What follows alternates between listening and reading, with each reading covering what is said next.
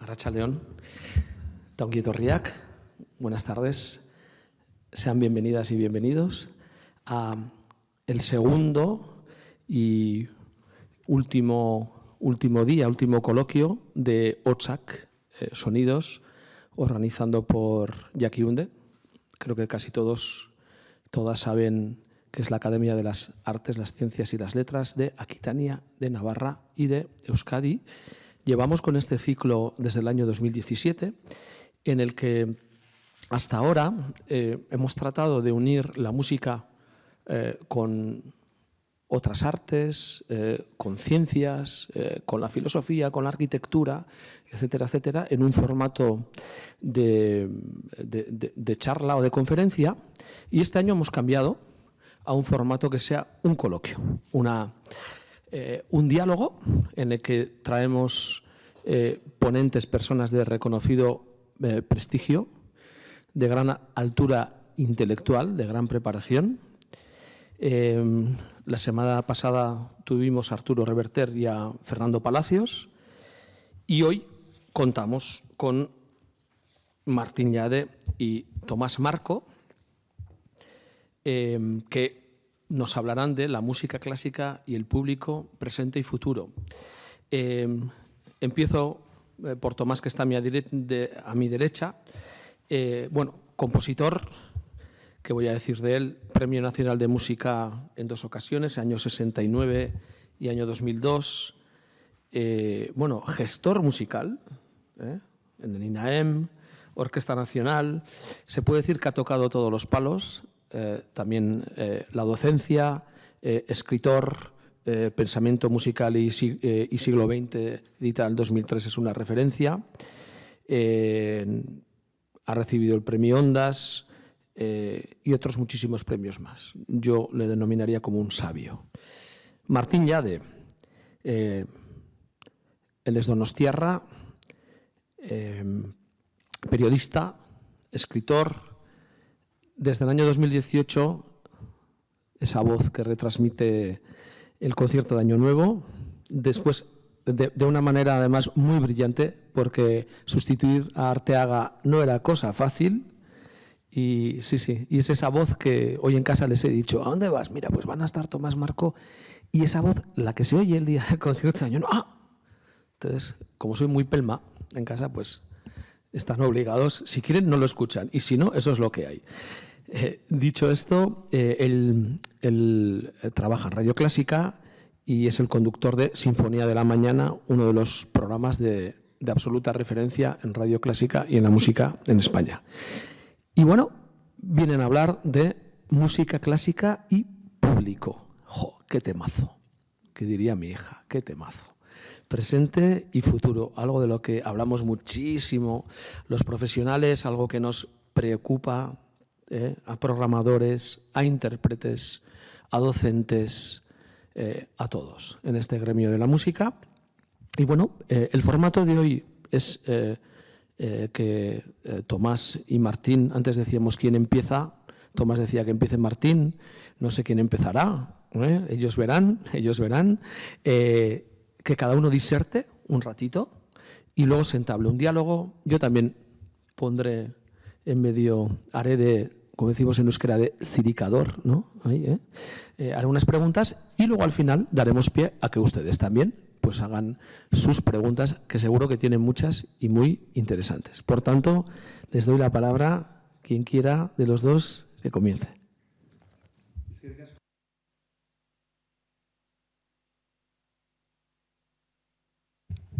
Vale. A los vascos no nos hace falta micrófono. Bueno, dicho esto, pues tengo el honor de que me han invitado aquí a hablar del presente y el futuro de la música clásica. Yo, sinceramente, a veces pienso que hay un gran malentendido con la clásica. Siempre dicen que es una cosa marginal, que solo va gente que le quedan 2 telediarios a ver la música clásica, y que realmente, es una cosa para personas espesas. Luego yo, la realidad que me encuentro en las salas de conciertos o en los programas de radio, o por ejemplo,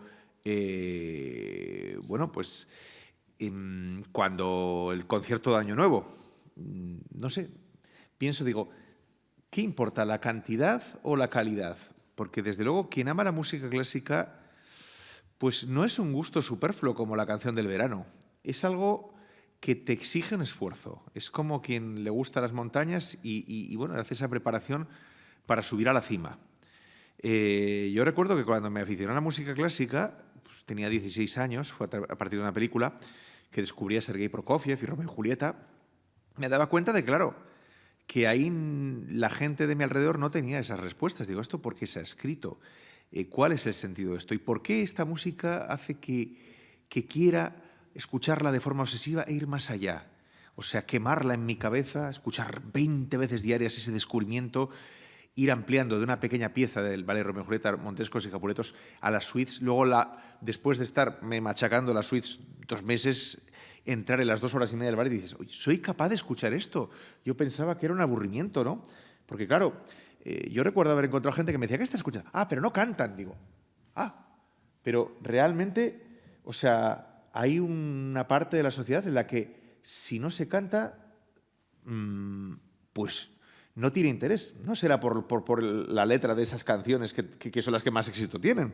En fin, la música clásica para mí era un viaje que no ha terminado, porque sin duda alguna es la más transversal de las músicas, es aquella cuyo pleno sentido artístico está vigente y sigue enfrentando a nuevos retos a los autores de nueva creación. Y además, pues te exige de todo. La música clásica es aprender idiomas.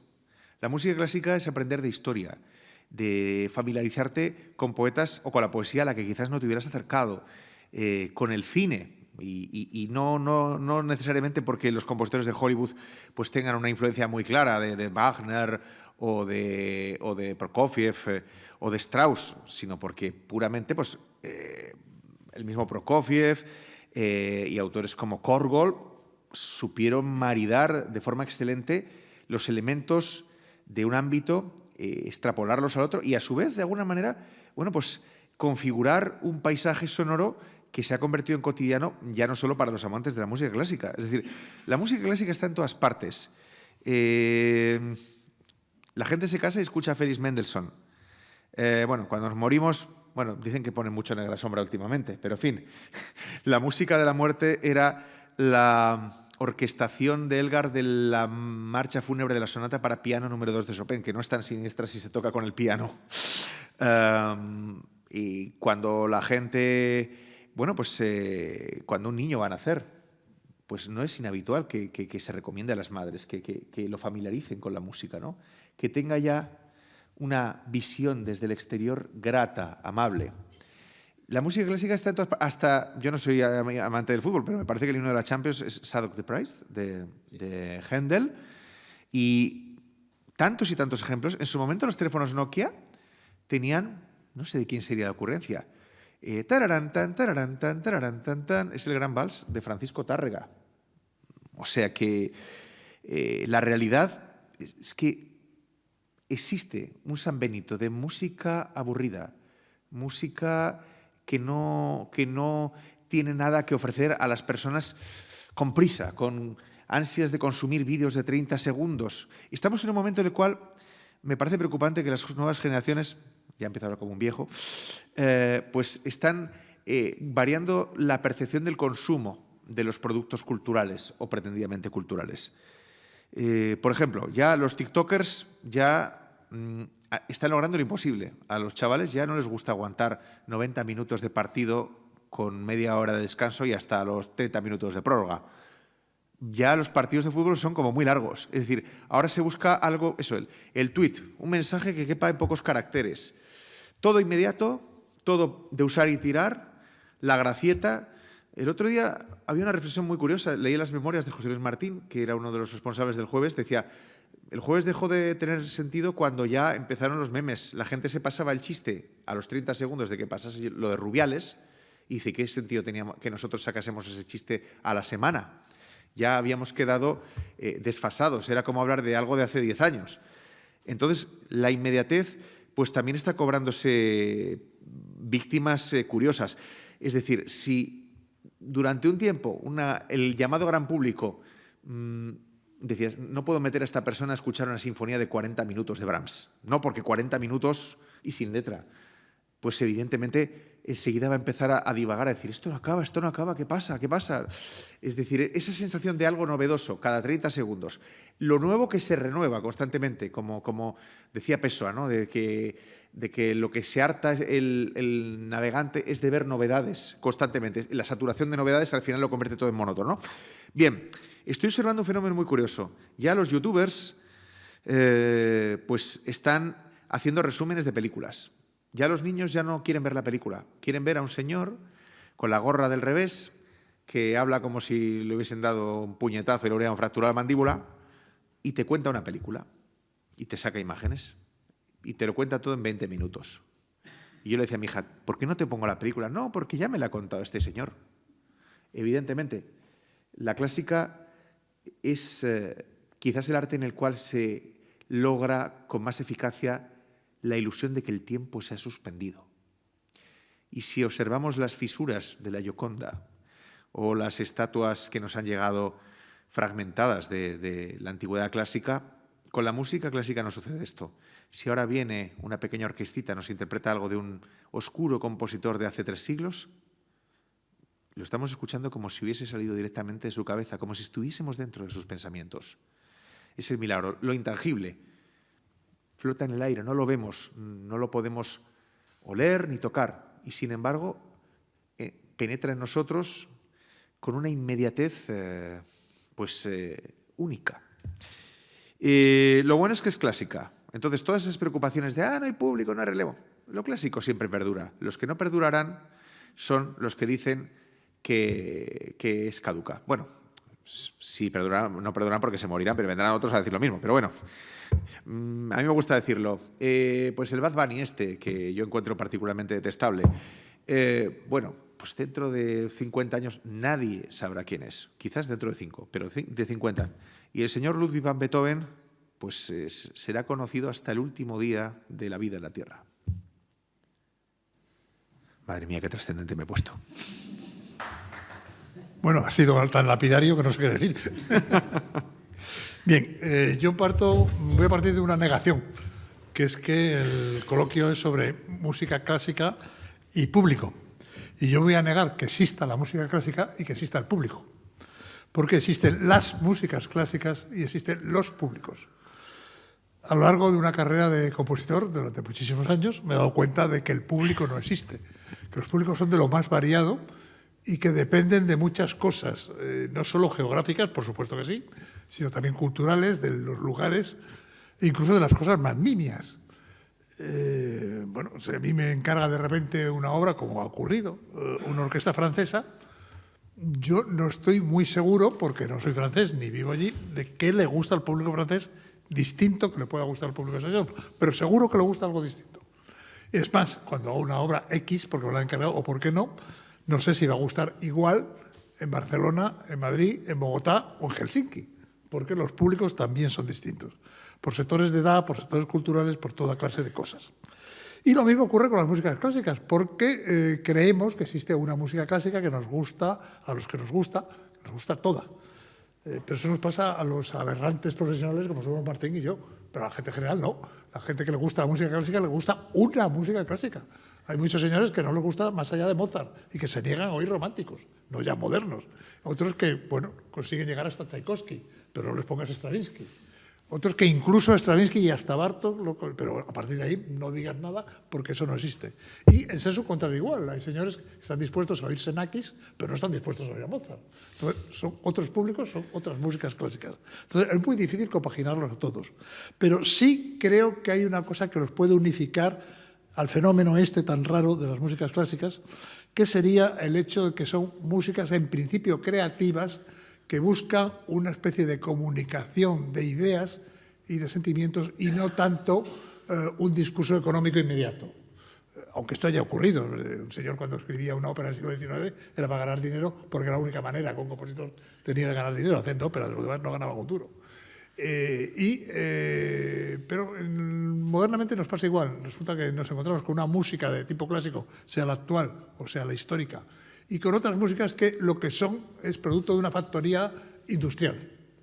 O sea, habría que distinguir entre una música que podríamos llamar de alguna manera manual o artesanal y una música que es industrial y que evidentemente lo que trata es de fabricar una especie de producto entre mucha gente, porque realmente no suele tener un autor que la gente sepa quién es, y que eso lo que va a dar es dinero inmediato y en poco tiempo. Luego se puede olvidar o no, eso ya les da igual, porque bueno, de hecho pues se pasan los sellos de unos a otros, el negocio cambia de manos, etcétera, y creo que esto sería lo que podría distinguir a lo mejor los dos ámbitos. De cualquier manera, los públicos son también muy variables, y uno de los peores públicos que existe es el público que cree que le gusta la música clásica y que cree que sabe de ella. No digo que sabe y que le gusta, sino que cree que le gusta y que cree que sabe. Y en ese sentido, pues son señores que, cuando tienen una cierta experiencia, han ido a conciertos y tal, pues saben muy bien qué es lo que es música clásica y qué es lo que no. Entonces, pues ocurren cosas verdaderamente peregrinas. Y yo, en este sentido, siempre saco un ejemplo que lo he contado miles de veces, porque a mí me llamó mucho la atención cuando yo era muy jovencito. Estoy hablando de principios de los años 60, es decir, hace ya 60 años casi corridos, ¿no? En aquel entonces empezaba su carrera como coreógrafo, todavía bailaba, Maurice Béjart. Maurice Béjart hoy día es un mito, es el gran coreógrafo del siglo XX, por encima de todos, y todos hemos visto su bolero, su novena sinfonía, muchas cosas. Pero en el momento en que Maurice Béjart surge con el ballet del Teatro de la Moneda de Bruselas, todavía no era el ballet después que se llevó a Lausanne, etc. Este era un señor que solo bailaba sobre música electrónica de la época, la llamada música concreta, que hacía pues la sinfonía de un hombre solo, de Pierre Schaeffer, o el Orfeo, todas aquellas cosas hacía. Y este señor hizo con su compañía una tournée en España. Actuó primero en el Liceo de Barcelona y allí salió vivo de milagro, porque los aficionados al ballet que pensaban ver el Lago de los Cisnes, pues naturalmente no vieron el Lago de los Cisnes y por poco lo matan, ¿no?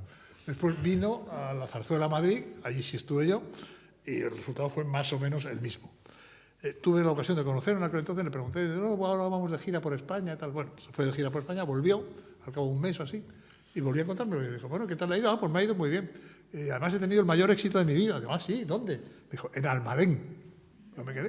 En Almadén, que todavía estaban las minas de mercurio.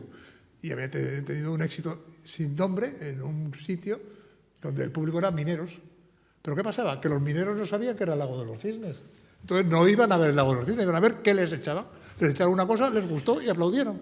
Entonces, bueno, el no saber a veces está muy bien, ¿no? Porque el saber un poquito, saber demasiado a lo mejor también, pero el saber, digamos que es más complejo que creer que se sabe, ¿no? Bueno, esta es una cosa que se podría decir ahí, pero también podríamos decir muchas cosas, que por ejemplo nos dicen que el público de la música clásica es mayor. Bueno, vuelvo también a retrotraerme 50 o 60 años atrás, cuando iba a mis primeros conciertos en la Orquesta Nacional, yo era muy jovencito, y el público era mayor. Y todo el mundo decía, claro, cuando este público se acabe, no sé qué. Ahora sigo yendo a los conciertos de la Orquesta Nacional, el mayor soy yo, y entonces la gente sigue diciendo que es mayor, pero desde luego los que eran cuando yo tenía 20 años ya se han muerto todos, eso seguro, ¿no? Entonces hay otro público que también es mayor. Pues ¿qué ocurre? Pues que a lo mejor que se accede a la música clásica cuando se es un poco más mayor, se es más, bueno, tiene uno más formación y tiene más sensibilidad y no está atendiendo a la cosa inmediata como muchas veces cuando somos jóvenes atendemos, ¿no? Y todo esto pues también es importante y es una cosa muy importante sobre todo para España, que es que carecemos en absoluto como sociedad de una educación musical en nuestro bachillerato y en nuestra universidad, cosa que no ocurre en ningún otro país europeo, digan lo que digan, en la medida que ocurre en España. En España esto es muy lamentable, sobre todo porque probablemente ustedes conocen catedráticos de universidad, catedráticos de instituto, estoy diciendo, porque se supone que es un nivel grande desde el punto de vista intelectual, que si no saben quién es Velázquez o quién es Cervantes, se cuidan muy mucho de decirlo. Pero sí dicen que a ellos no les gusta Beethoven, que no les importa nada la música, y se quedan tan panchos. ¿Por qué? Porque la sociedad no les exige que tienen que tratar a Beethoven y a quien sea, igual que a Velázquez y que a Cervantes. Entonces, en eso estamos perdidos. Y si no hay una educación, pues no habrá nunca un público. País de escritores y de pintores, siempre digo yo. ¿No? Ahora me quedo para que los pinche. Sí, habéis entrado a temas como crisis de público, si la música denominada clásica, cuándo hay que entrar. Normalmente todos hemos sentido que yo con 16 años, claro, la mayoría eran mayores que yo, ¿no? Pero sí que todos hablamos en el gremio que estamos perdiendo, lo de que estamos perdiendo públicos. La COVID la verdad que ha retirado a mucha gente. Quizá eso es algo que nos está haciendo hablar entre nosotros. Claro, hay un público de cierta edad que ya no ha vuelto o no está volviendo y no estamos recuperando esos números prepandemia, ¿no? Prepandemia. Estamos hablando también, pues eso, de que la juventud ahora escucha menos la música clásica, y cuando hablo juventud hablo de gente entre 18 y 40, ¿vale? Para mí, ¿eh? ¿De acuerdo? ¿Creéis que escucha menos entre 18 y 40 o asiste menos a la música clásica que hace 20, 30 años? Por ejemplo, vosotros que vivís en Madrid, ¿qué percepción tenéis de los conciertos? En general, ¿eh? En general. Porque luego os hablaré de si asiste más a música antigua, a contemporánea, que a escuchar a Tchaikovsky, que es otro tema. Yo diría que no asisten menos que existían antes. Lo que pasa es que hay más gente, entonces proporcionalmente probablemente hay más que había hace unos años, pero yo no he notado que haya menos gente. Hay muy poca de esa gente joven porque está en otras cosas, pero también estaba en mi época en otras cosas. Salvo los profesionales. Yo soy un profesional y lo tengo que ver de otra manera, pero la gente en general, pues mis compañeros, por ejemplo, de facultad, pues yo estudié también Derecho, pues no iban ninguno a conciertos clásicos y ahora pues supongo que siguen en la misma proporción, ni más ni menos, ¿no? Bueno, pues yo voy a decir que, por el contrario, creo que la gente joven escucha y tiene más acceso a la música clásica que antes. Y yo lo percibo. Llevo al frente de la franja matinal en Radio Clásica desde el año 2010. Estuve 4 años haciendo un programa y con la actual dirección, que llegó en 2014, pues seguí en esa franja, pero me pidieron que fuera yo mismo. Y yo, bueno, pues quizás no era una buena idea, porque a lo mejor podía dar el pego con la voz seria de lo que era un locutor de Radio Clásica hasta entonces. Pero, bueno, empecé a tirar del hilo y de repente ver que había gente al otro lado y a incentivar el Twitter, que yo me horrorizaba en esas cosas. De hecho, el Facebook me lo hizo mi mujer porque le daban puntos para no sé qué juego a su Facebook. Y por eso y de repente dije, pues si aquí hay gente. Porque yo estaba, cuando entré en 2010 por la mañana, de 8 a 10, era un cementerio. O sea, hubo 3 personas que desistieron en los 3 años anteriores, que no querían estar ahí.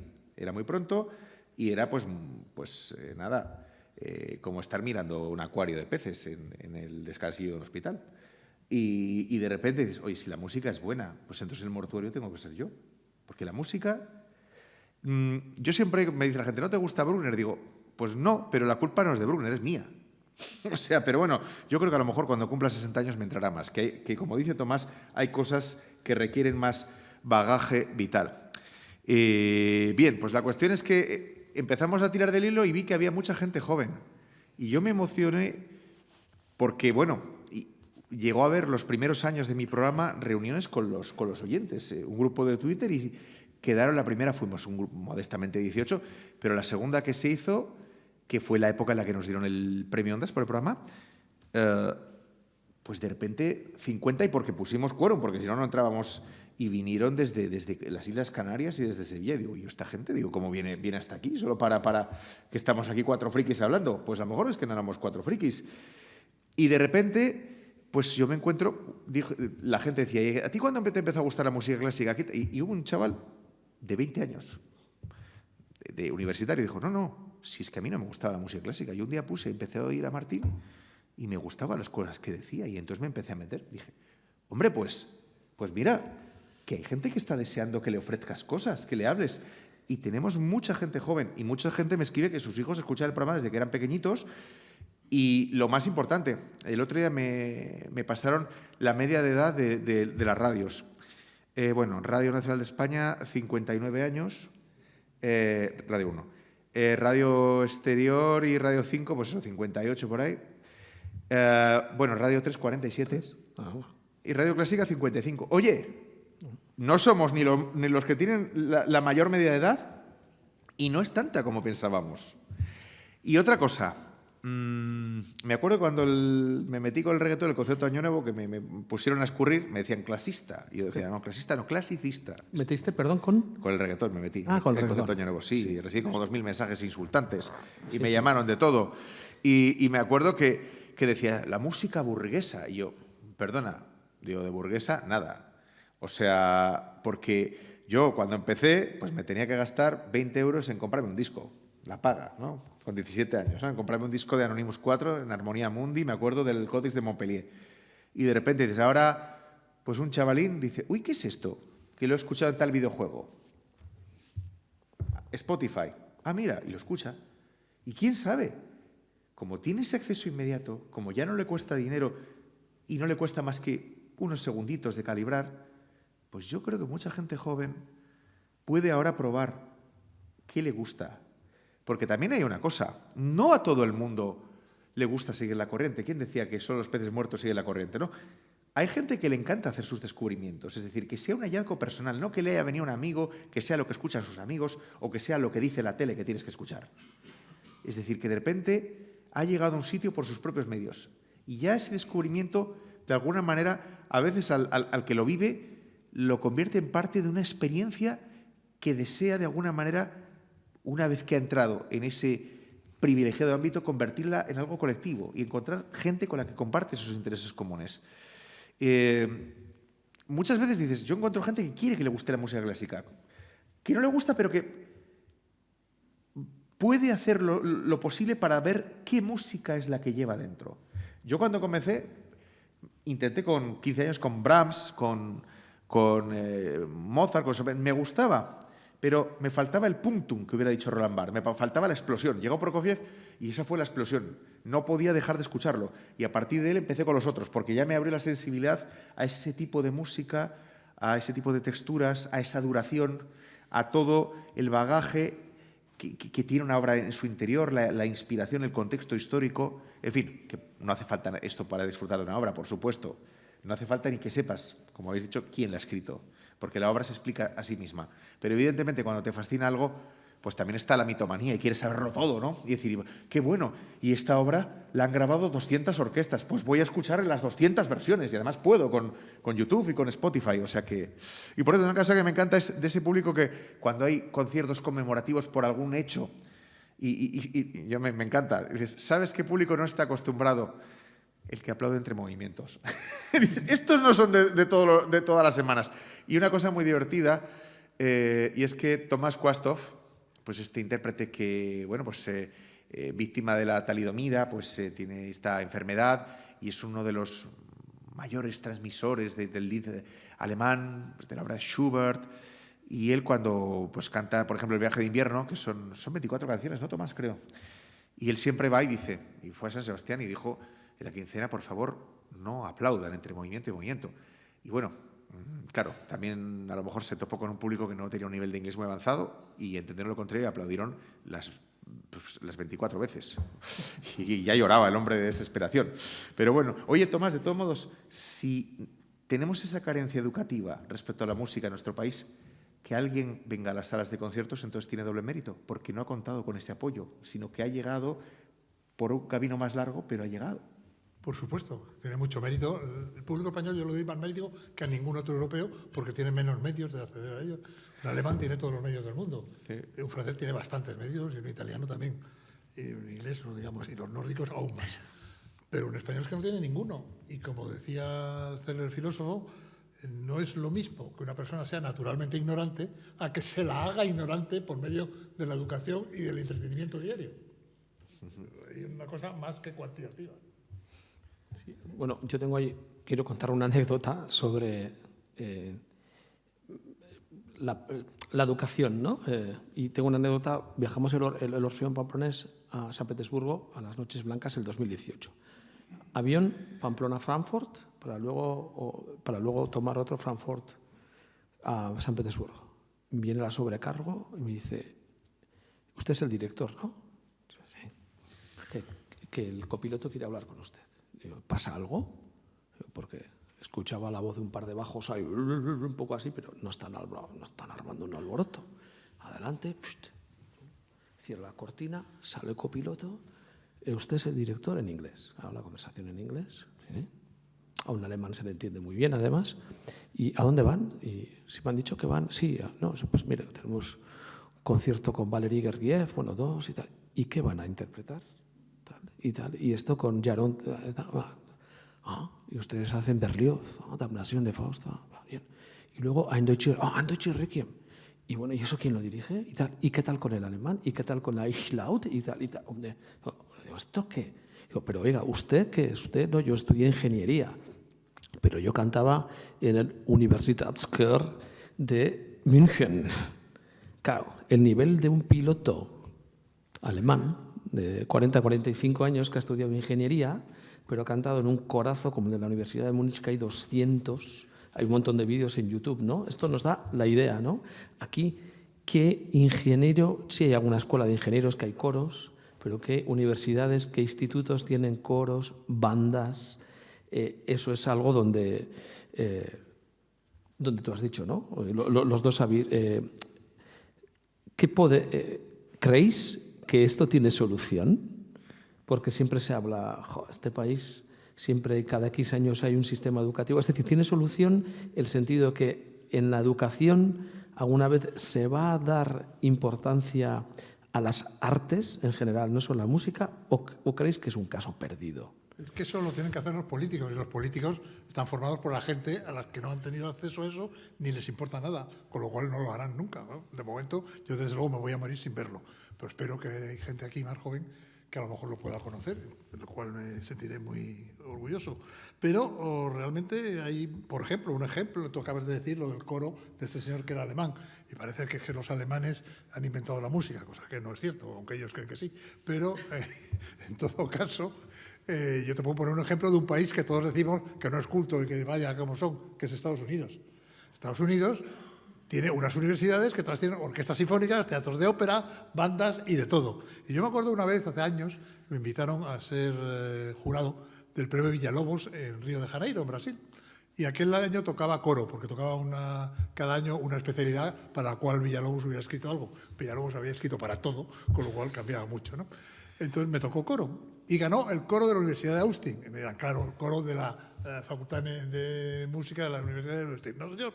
Ganó el coro de la Universidad de Austin, que era un coro maravilloso formado por abogados, ingenieros, filósofos, médicos, que cantaban en un coro de la universidad, no era de la Facultad de Música, ¿no? Claro, es que con eso no se puede competir con lo que aquí tenemos. Martín, sí. Sobre este tema. Respuesta a mi pregunta. O sea, ¿sí? ¿Cabe tener esperanza en que el sistema educativo en un plazo de 10, 15, 20 años, tal y como tenemos el panorama, se incluyan las artes? No. No, sí. O sea, ¿qué han hecho con la filosofía? La han liquidado, ¿no? Pues si la filosofía no importa, pues ¿cómo importa la música? Al final, la filosofía y la música clásica están íntimamente relacionadas. De hecho, para mí, la música clásica también es una expresión del pensamiento filosófico, ¿no? Y que habla pues, de la psique de cada pueblo. Evidentemente, bueno, es que da igual que te encuentres políticos que les guste la música, porque al final, pues, es decir, eso es una cosa para los ratos libres, no para su oficio. Lo único que se podría pedir es que pues, las personas que están al frente de cultura, pues de esos 200 asesores que tengan, pues que le toquen unos cuantos melómanos, porque realmente al final son los asesores los que de alguna manera le ofrecen una perspectiva de cómo se está desarrollando ese ministerio.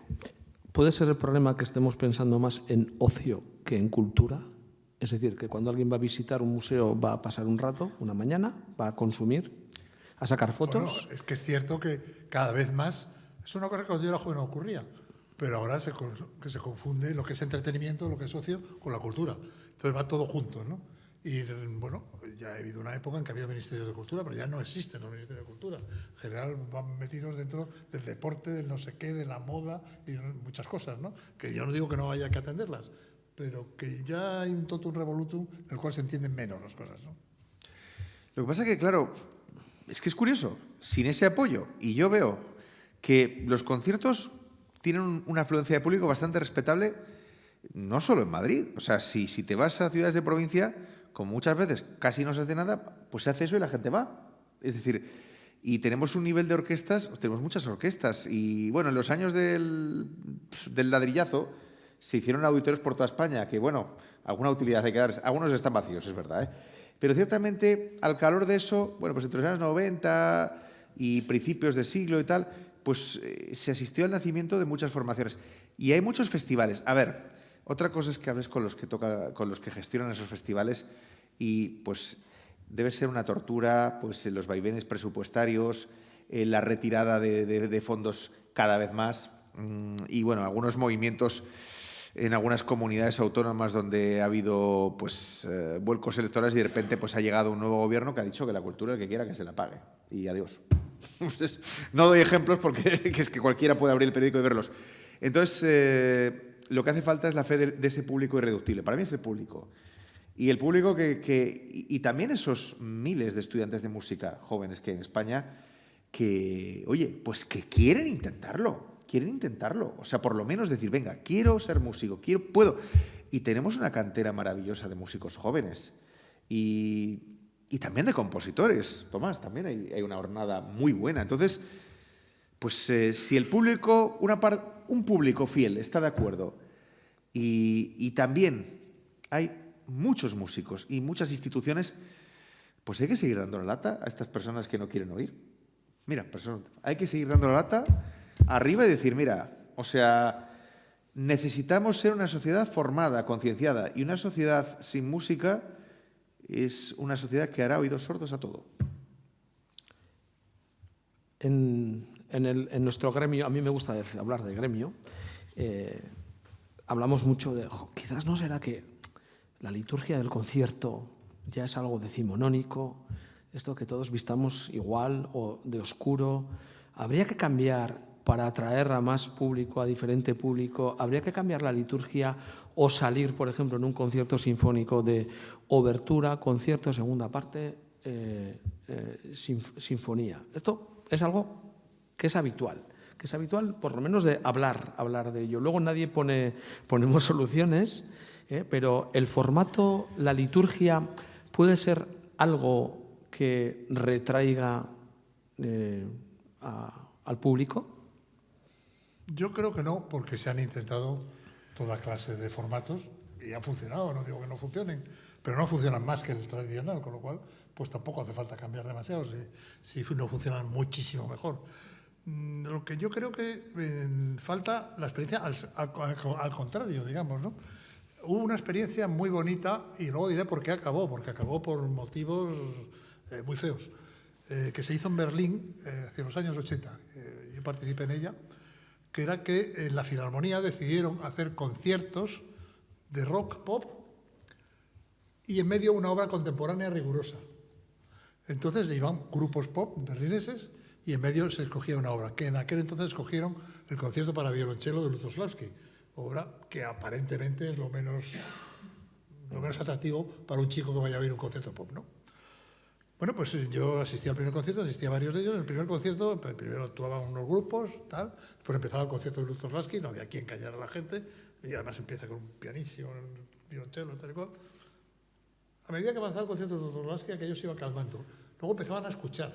Y cuando acabó el concierto de Lutosławski tuvo un éxito increíble. Tanto que cuando siguieron los siguientes grupos, la gente se fue y no quiso escuchar a los grupos. Y así se hizo varios días. ¿Y sabes por qué acabó? Porque la industria discográfica se negó a que aquello se siguiera haciendo, porque causaba daño económico a sus intereses. Y era una cosita pequeña lo que se había hecho. Usted imagínate si se hiciera eso en gran escala. La Deutsche Grammophon estaría. Lutosławski contra Bad Bunny. Bueno, vosotros creéis que hablábamos antes del público, ¿no? Que no hay públicos, decías, o sea, que hay público que le puede gustar la ópera, no el sinfónico. Yo observo una cosa en la gente más joven, en general, observo los últimos años. Yo ya he dejado de ser joven hace tiempo. Musicalmente también, dejé los 40, como he dicho, para mí jóvenes hasta los 40. A partir de ahí ya uno deja de ser joven en términos musicales. Pero yo he visto mayor atracción o por la música contemporánea en general o por la música antigua. Y la música de 1800 a 1900 1920-30, después Segunda Escuela de Viena, ¿no? Y mucha gente dice, joder, hay más gente, o acuden más a lo antiguo o a lo moderno, a la vanguardia, que a este tipo de conciertos. Eso tú, Martín, Sí. que tienes mucho contacto, has dicho, con gente joven, ¿qué ves? ¿Ves eso es cierto o no es cierto? ¿Qué observas? Bueno, la antigua triunfa. A ver, también la antigua no se hace en un teatro de 1.800 personas, pero allá donde se hace suele funcionar muy bien. Y además hay muchos festivales que yo no sé cómo lo consiguen, pero ahí están y sobreviven y se rescatan obras muy interesantes. A ver, lo que tiene la antigua es que también conecta con sensibilidades que de alguna manera tenemos inscritas en nuestra memoria colectiva, porque la antigua también enlaza con el folclore y la antigua de alguna manera también prefigura pues la derivación incluso hasta esas músicas, por ejemplo, célticas, que medio pop, que tienen su público amplio, ¿no? También hay que decir una cosa. A ver, la música antigua es una etiqueta demasiado amplia. Yo considero que uno de los compositores contemporáneos más exitosos de España es Jordi Savall, porque evidentemente mucho de lo que nos ofrece tiene una reconstrucción. Entonces, lo de antigua primero hay que ponerlo en cuarentena. De hecho, yo a veces me pregunto si sonase como sonaba hace 8 siglos, si eso la gente lo aguantaría durante largo tiempo, porque no estamos hechos a esa sensibilidad. Por otro lado, la música de creación actual. A ver, lo que sucede con la música de creación actual es que no ha pasado el filtro del tiempo. Nosotros ahora estamos muy cómodos escuchando, dice, mira, los autores del 19 que tienes que escuchar son este y este. Oye, ¿y estos otros? Y dices, no, si están bien, pero probablemente, pues si escuchas este y este, pues estos otros no te van a decir mucho más o no te van a aportar nada nuevo a lo de estos. Entonces, claro, si hay muchos compositores, se les estrena a cuentagotas, muchas obras mueren la noche del estreno. En la ópera eso pasaba y luego, bueno, venía el tiempo y rescataba obras maestras que habían fracasado. La zarzuela no, la zarzuela fracasaba el estreno y adiós. Hay muy pocas zarzuelas no exitosas que hayan sido grabadas. El Viaje al centro de la Tierra de Fernández Arbós y Curro el de Lora y algunas de Alonso y algunas que se grabaron en los 30. Entonces, claro, esto Tomás lo sabe mejor porque una ópera actual, viva, pues es una apuesta que hay que aprovechar esos días y si tiene más de una función y si todo el trabajo que conlleva, o sea, escenografía, o sea, iluminación, que se aprendan unos cantantes algo que dices, esto va a tener una continuidad. Igual para una vez. Entonces, claro, da pena porque también es verdad que ese público que yo digo que es fiel, no sé si es que el público es fiel solo a una serie de cosas o los programadores no quieren comprobar hasta qué punto ese grado de fidelidad puede ir más allá. Es decir, un problema que se critica mucho es que siempre se hacen las mismas obras de los mismos autores. Y como mucho, algunas orquestas pues reservan una parcelita de no demasiados minutos para una creación actual. Entonces dices, si es el público el que tiene que filtrar qué autor me gusta, qué autora me gusta, ¿no? Y casi no los tienes oportunidad de escuchar y no puedes decir, oye, voy a volver a escuchar esta obra. Porque, hombre, el que escuchaba la Quinta de Beethoven a lo mejor no le entraba toda el primer día, la abrumaba y dice, voy a volver a escucharla a ver qué me parece. Entonces, claro, nos encontramos con un problema de tiempos. Dices, hombre, ahora se graba todo en YouTube, hay obras que no están editadas en disco, pero a ver, YouTube no creo que sea el medio más justo del mundo para apreciar una obra, aunque a veces sea el único. No sé, yo creo que Tomás tiene mucho que decir. Yo creo que es que además, cuando hablamos de música antigua, hablamos de cosas así como muy amplias, ¿no? Hay un público para la música antigua, como hay un público para la música contemporánea, pero yo no creo que sean muy mayoritarios, ni por supuesto no son mayores que el público que va a oír Tchaikovsky o Beethoven. Sin embargo, sí hay una especialidad que a la gente va, y la gente va, y mucho, y además la gente va sin ninguna discriminación, que le da igual que le hagan un autor de primera categoría como de octava, que los hay, que es el barroco. Hoy es la gran moda. La gente va a oír barroco de la misma manera que en las artes plásticas pasa lo mismo. La gente solo va a exposiciones que tengan que ver con el impresionismo, que hay unas colas tremendas. Las demás no les importan a nadie, ni va nadie a por ellas. Y la prueba está que el único museo en Madrid que la gente va mayoritariamente es Sorolla, porque es impresionista. Y bueno, esto es una cosa muy curiosa y con la música barroca pasa igual. La música barroca da igual lo que les dé, la gente va. y le gusta. Y música barroca buena hay mucha, y mala hay muchísima, que está justamente olvidada, pero que la están recuperando en este momento. Y pasa, como digo, igual con el impresionismo en las artes plásticas. Y es por alguna razón que yo no me la explico bien, porque, por ejemplo, con respecto al impresionismo musical, alguien que metió la pata hasta aquí fue Ortega y Gasset cuando dijo que Debussy sería siempre impopular y la música impresionista no podría ser jamás una música de mayorías. Y toda la música de hoy día, incluida la clásica, pero sobre todo toda la llamada ligera, moderna, como se quiera, está impregnada de Debussy hasta la médula. Y es impresionista, y es la que le gusta a la gente. Luego, ¿por qué? Pues no lo sé, igual que lo del barroco tampoco lo sé. No sé si porque el barroco tiene un cierto mecanicismo que la gente pues no sé, lo asocia a lo mejor con el mecanicismo de ciertas formas de rock, puede ser. Pero no pasa con el clasicismo. El clasicismo es la simetría pura. El clasicismo da a muchos oyentes la recompensa de anticiparse a la frase. Y dices, mira, sé cómo iba a acabar esta frase. Bueno, de ahí la impopularidad de Salieri, que no era predecible, cosa que, por cierto, cultivó su alumno Ludwig van Beethoven, ¿no? Pero es curioso, aquello que puedes mantener bajo control, aquello que puedes prever, pues te ofrece una recompensa de la que nunca te cansas. Bueno, por lo menos una parte del público. Pero a lo mejor, no sé, yo siempre lo digo, hay que ver hasta dónde puede llegar el público. En otras épocas el público podía de repente apreciar un Parsifal en su estreno y podía apreciar eso, la consagración de la primavera. Bueno, acabaron a tortas el primer día, pero bueno, ya luego después ya entró rápido. Entonces, si ese público que sabía, en teoría, tenía acceso a muchas menos referencias que nosotros, pues ¿cómo no vamos a poder nosotros? No es que tú acabas de decir la palabra exacta, que es el acceso. O sea, el problema de por qué dicen que la música contemporánea no gusta, habrá que algunas que gusten más y otras que gusten menos. Y las hay muy malas también, como en cualquier época. Pero no hay filtro, pasado. Pero lo que pasa es que no, el acceso es difícil, porque hay mucha gente que no va a oírlas, porque cree que aquello no le va a gustar. Y yo estoy harto de ver gente que va a ver una cosa y resulta que sí que le ha gustado. Pero ha ido, claro. Pero el que no va no le puede gustar, porque es imposible. Y el problema es que esa obra quizás se hace una segunda vez, pero claro, igual una tercera, una cuarta, una quinta. Yo estoy harto, por ejemplo, en el Teatro Real, que no puede ser más conservador como ópera, gente que lo que le gusta es Rigoletto y se acabó, pero de ver éxitos enormes, por ejemplo, con el Billy Budd de Britten, o con la ópera última de Saariajo, que fue un exitazo. Pero claro, hay que ir a verla para saber que va a ser un exitazo. Los que no fueron a verla, pues nunca sabrán que esa ópera existe. Y ese es un problema grave, el de que la gente vaya. Y luego que juzgue. Y si no le gusta, pues no le gusta. ¿Creéis que se arriesga poco? Nada, no se arriesga nada. Y también hay otra palabra mágica que ha dicho antes Martín, que es la de los organizadores. Que ahí había para hablar, hacer un seminario entero sobre el particular.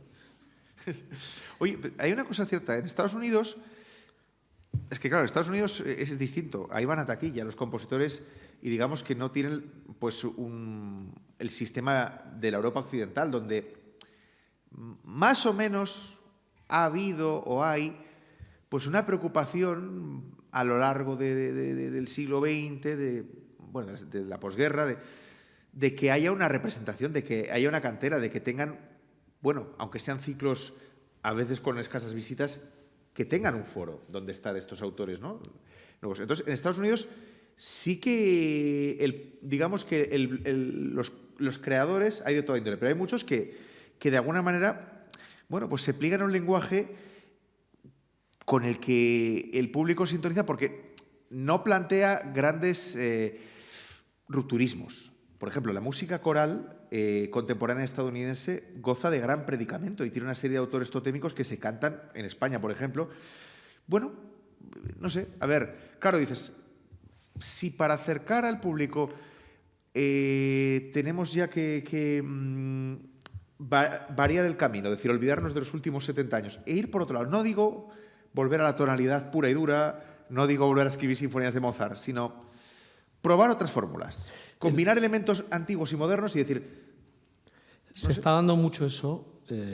La música coral. No me viene ahora el compositor que dices, Eric Whittaker. Por ejemplo. Sí. Whittaker es el paradigma, por eso yo decir, rubio, ojos azules, 1,80 y pico, dirige muy bien, lo he visto dirigir, gran compositor, pero yo a veces le denomino el pop coral. así en mis amigos, ¿no? Pop coral, es decir, una música, y esto pasa mucho, pues los que vamos al concurso internacional de Tolosa, hay una cierta música después de los años 60 y 70 que yo me quedo con esa música coral, me gusta más porque para mí las armonías son más interesantes, y los 80, luego a partir de los 90 hay como una saturación de esa música y la música coral se empieza a como, vamos a simplificar esto, sobre todo las armonías, y mucha armonía de color, pero ahora mucho clúster o ahora mucho divisia 6 a 8.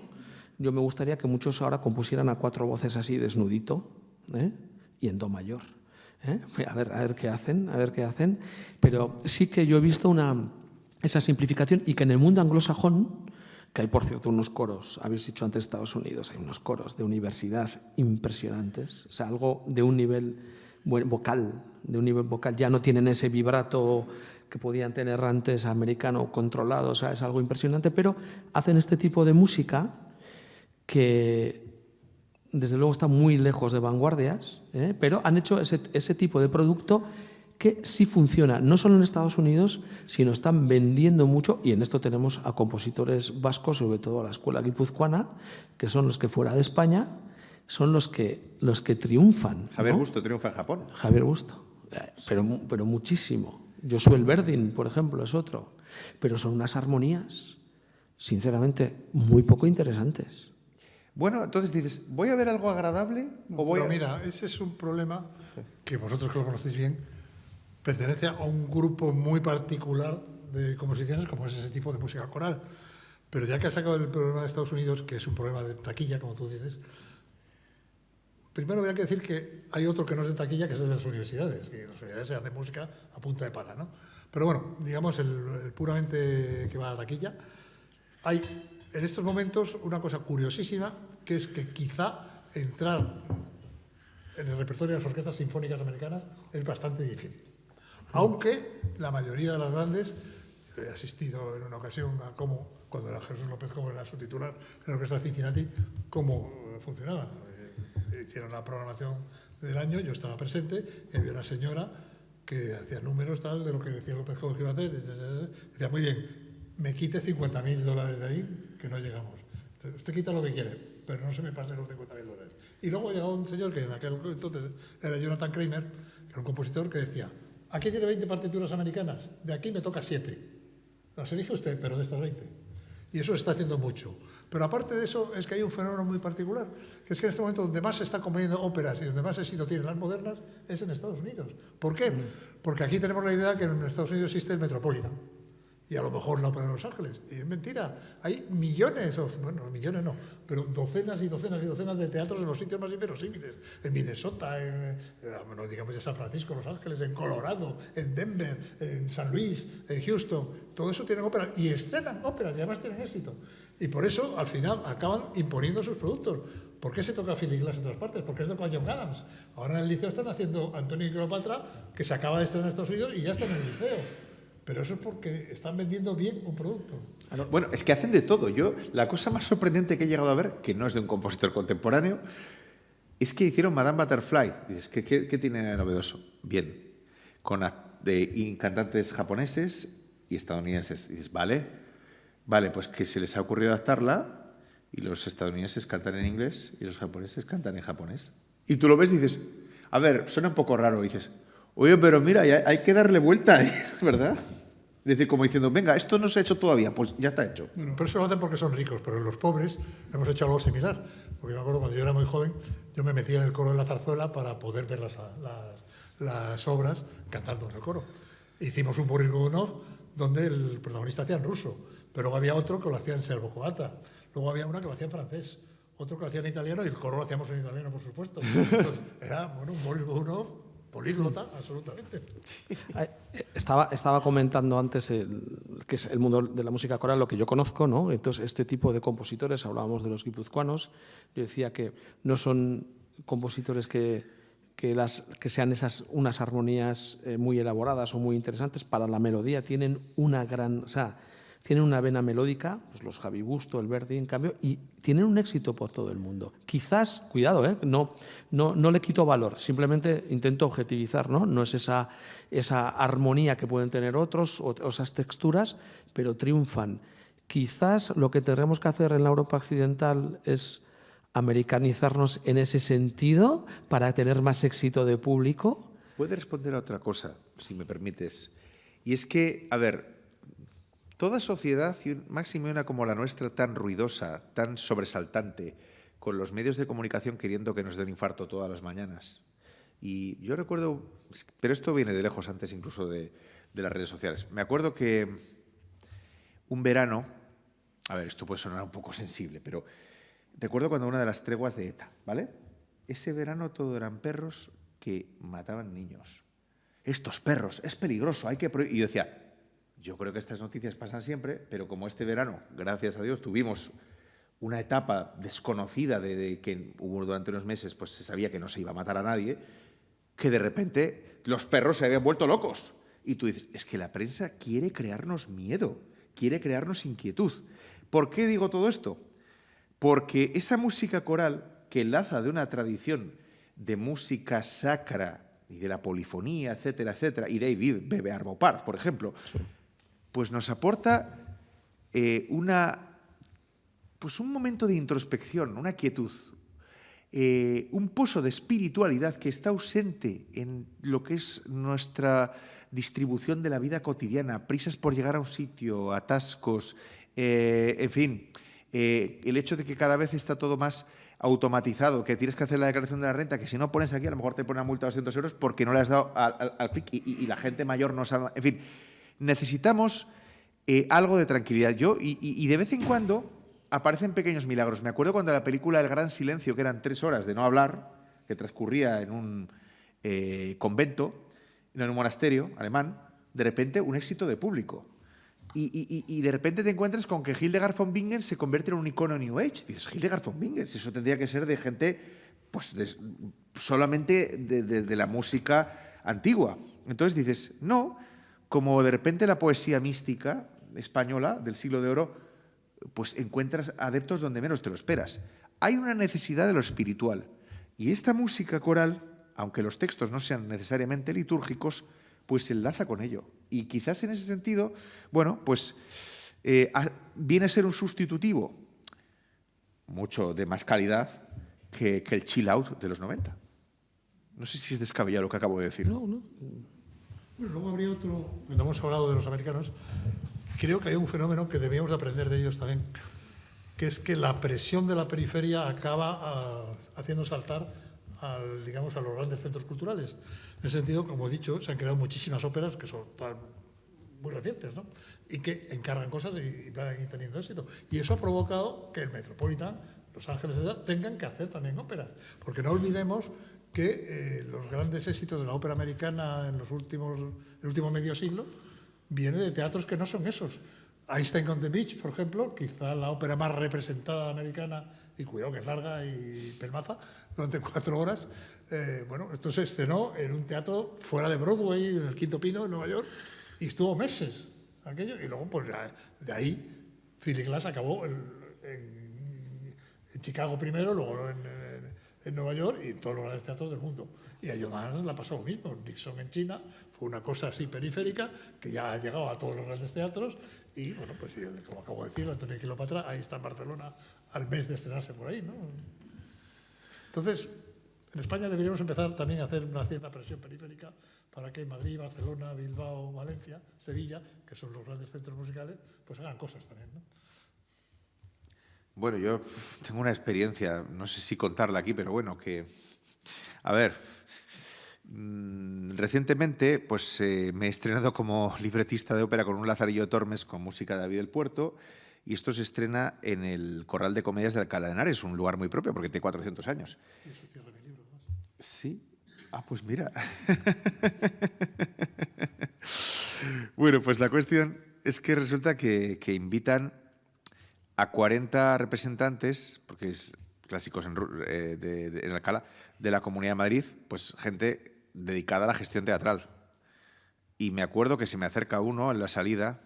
Bueno, aparte que hubo alguno que dijo, a ver, la gente que había ido a ver la ópera porque sí, aplaudió, yo creo que con sinceridad, Pero había uno que decía, ¿qué mierda esta? ¿Cuándo acaba? ¿Cuándo acaba? Y claro, tenía al lado al autor. Y cuando salgo yo me encuentro uno que me dijo, oye, que soy fan tuyo, no sé qué, sé muy bien. ¿Y qué te pareció la disonante? Digo, ¿disonante?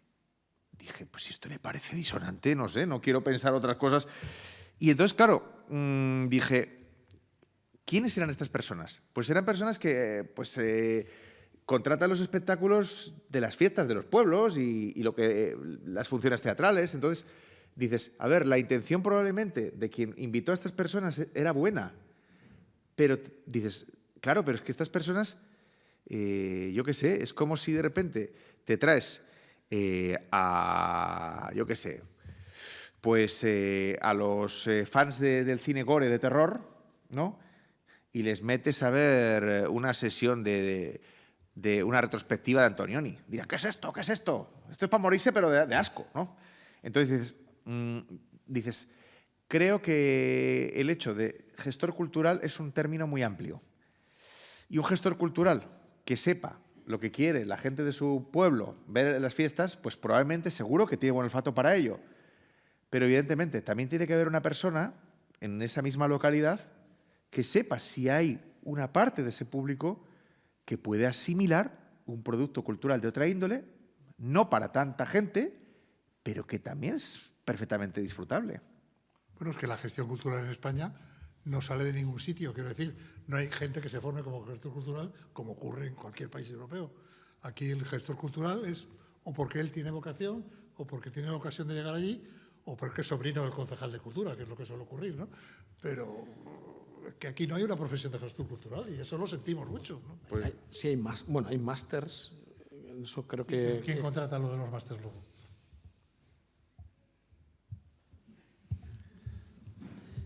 Claro, mira, oye, Pedro Sinaga triunfaba llenazo, era navarro, ¿no? Sí. Pues claro, yo creo que esta gente era la que contrataba obras de ese estilo. Que ojo, que yo iba a verlas y me reía mucho, pero claro, hay más vida más allá de eso, ¿no? Muy bien. Bueno, yo creo que ha llegado el momento de hacer partícipe al público. Si ellos quieren. Y aquí nuestros dos invitados encantados de recibir preguntas.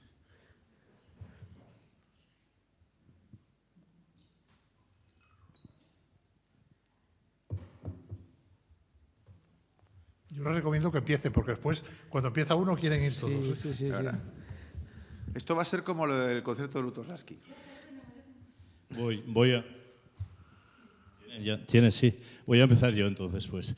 No es pregunta, es simplemente una reflexión. Darles un poco la razón a Martín y a Tomás de que, siendo los dos como son hombres de radio también,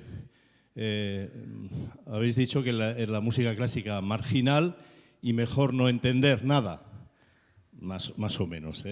La experiencia mía es yo voy a la cocina de la casa de pequeño y éramos marginales totalmente, porque estábamos absolutamente fuera del mundo del país, en una aldea del Pirineo, ahí en la Muga, y entonces ahí no llegaba nada, no teníamos tocadiscos, no había televisión, y los padres y la madre y la tía eran pastores y pastoras. Pero compraron una radio, Telefunken U1515 Marimba, y la ponían para dos cosas: para escuchar el parte de las 9 de la noche de Radio París, bajaban el volumen, porque no vaya a ser que los vecinos oyesen, un parte que hacían en castellano con unas noticias un poco diferentes o bajo otro punto de vista, y luego ponían, cuando había música de la buena, decían, música clásica.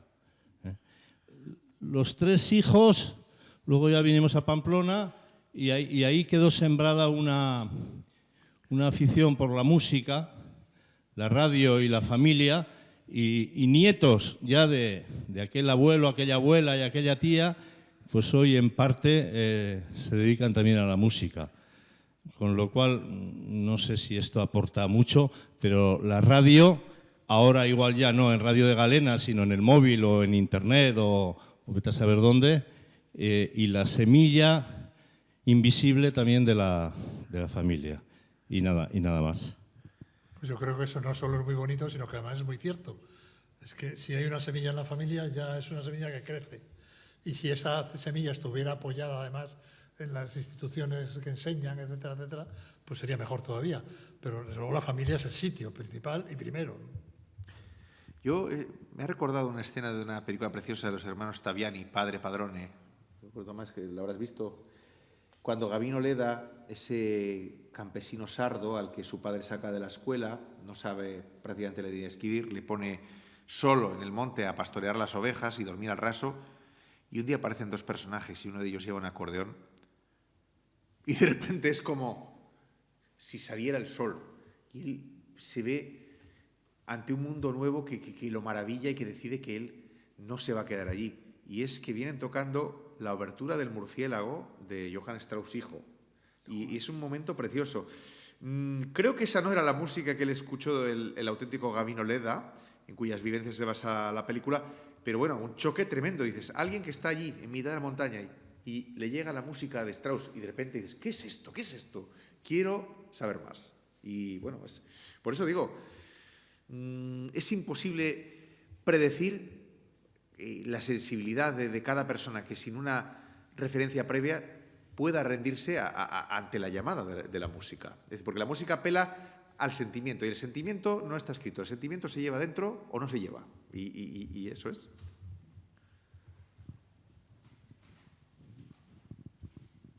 Perdón, buenas noches. ¿Se oye, no? ¿Se oye?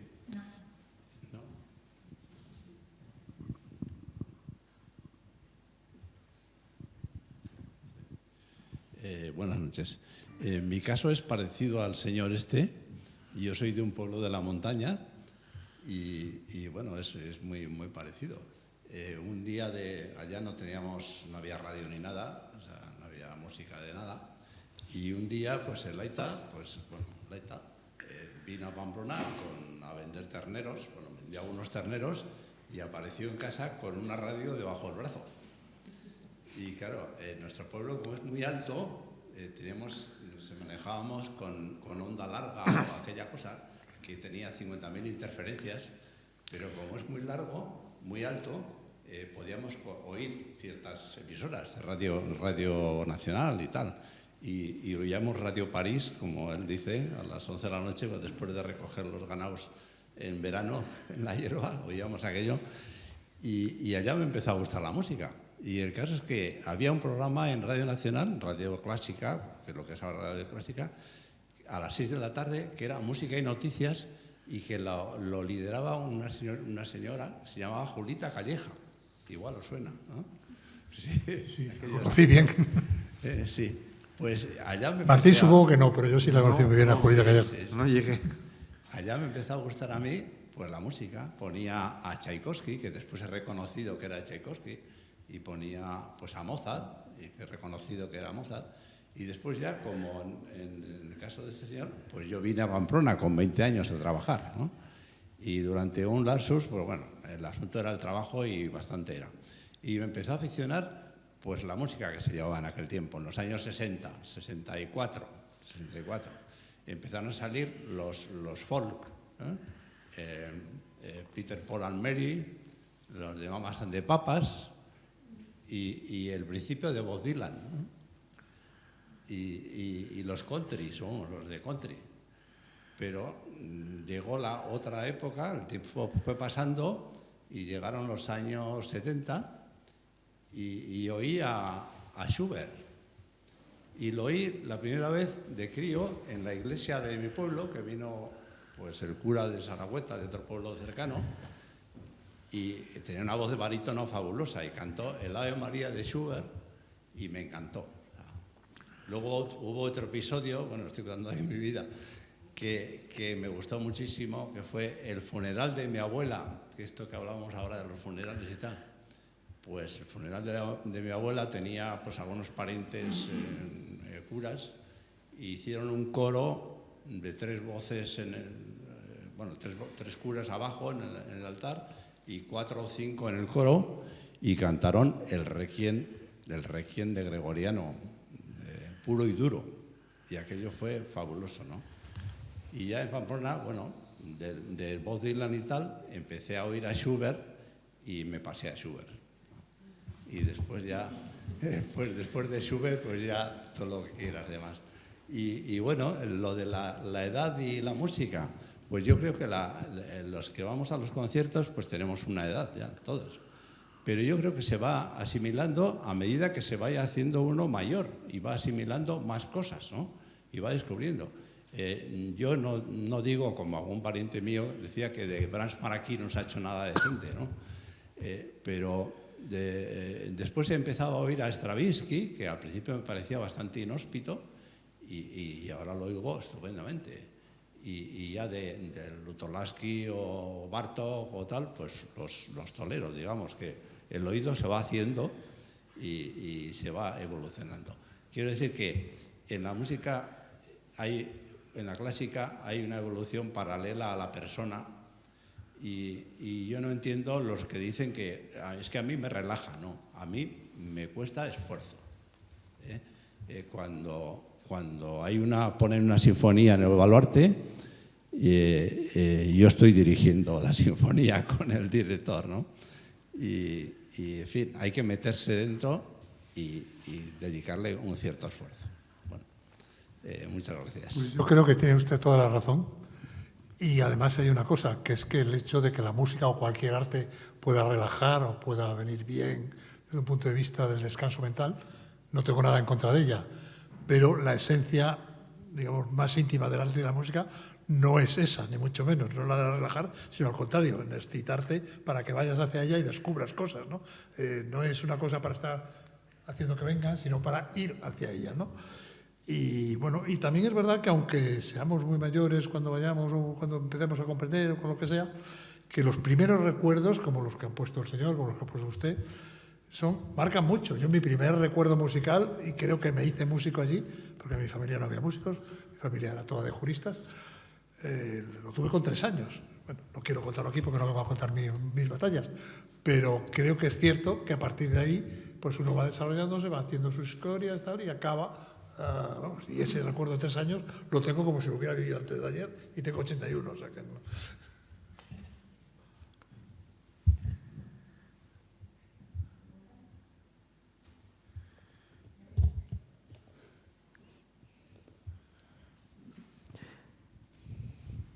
Anímense, que no mordemos.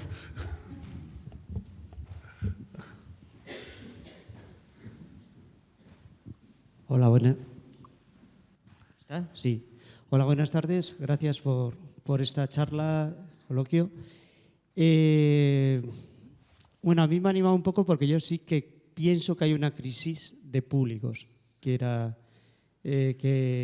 vamos tanto en un lado como en el otro. Yo tengo la suerte de ser cantante y estar en el otro lado, pero también estoy escuchando cuando me toca escuchar a las orquestas que podemos escuchar aquí. Y sí que veo que hay una crisis de públicos evidente. No sé cuál de los dos habéis dicho que, bueno, que conforme vamos madurando de alguna manera o vamos avanzando en edad, pues nos vamos acercando más a la música clásica que al principio. Que hay una crisis de públicos es evidente. La Sinfónica de Navarra, de 2 programas que daba jueves y viernes, ha pasado a 1 después de la pandemia. La Sinfónica de Euskadi, que es lo que nosotros vemos aquí, pues aunque sigue manteniendo más o menos los llenos de una sola función, pues también tiene problemas para venir. Y sí que el público es cada vez, pienso yo, o somos más mayores. Por otro lado, habéis apuntado el tema de que la cultura pues tiene que estar apoyada por las instituciones, y ni a nivel educativo ni a nivel político es así. A unos partidos de un espectro no les interesa porque consideran que tiene que ser privativo, y a otros el dinero lo ponen en otros lados. Es así. Y lo veo complicado. Quiero pensar que además de que los públicos vayamos, digamos, evolucionando y vayamos queriendo acercarnos a la música clásica, porque es el ADN de nuestra memoria colectiva, cuando escuchamos pues cualquiera de los 40 principales de música clásica, pues quiero pensar que aunque nuestro sistema educativo, y soy docente, sé de lo que hablo, no facilita el tema de aprender la música, es más, las últimas corrientes y las últimas propuestas, pues bueno, están dejando la enseñanza de la música, la enseñanza obligatoria, pues a la altura de, en fin. Pero por otro lado, como contrapartida y como contraposición, sí que es cierto que cada vez tenemos más personas o más niños y niñas que van a las escuelas de música y que se van formando también ahí. Y quiero pensar que en un futuro ese sembrar que decimos los docentes, pues que no sabemos lo que luego resultará de lo que nosotros vamos intentando educar, pues que llegue a que esos futuros públicos puedan llegar a volver a llenar las salas en un futuro. Porque sí que es cierto que tenemos un montón de continentes, que lo habéis apuntado ahí, muchas veces sin contenido, en cuanto a música clásica me refiero, y por otro lado tenemos un montón de estudiantes de música como nunca hemos tenido. Entonces, quiero pensar que a futuro podremos recargar de alguna manera las salas, pero no lo veo muy claro, francamente. Bueno, yo creo que he dicho cosas muy interesantes. Lo que pasa es que algunas de ellas yo no puedo juzgarlas. Cómo esté funcionando ahora el público en Pamplona, yo no lo sé, la verdad. Antes, hablando con Igor, decía que desde el COVID no se ha recuperado la asistencia anterior. En cambio, en otras ciudades sí. Yo sé que se ha recuperado. En Madrid, desde luego, se ha recuperado. Barcelona creo que también. En Sevilla también, y desde luego en Europa se ha recuperado ya por completo. Bien es verdad que en Europa habían cerrado al 100%. En España fue casi el único país donde se siguió haciendo música, incluso con los momentos peores del COVID, ¿no? Lo cual fue bueno también. Pero no puedo juzgar qué es lo que ocurre aquí, ¿no? Sí es verdad que tenemos cada vez más estudiantes de música, pero también es verdad que si no se hace algo por ellos, pues acabarán retrayéndose de la música y sobre todo acabarán teniendo una formación peor, porque la formación en España ha crecido muchísimo. En estos momentos se enseña y se aprende la música en España de una manera maravillosa.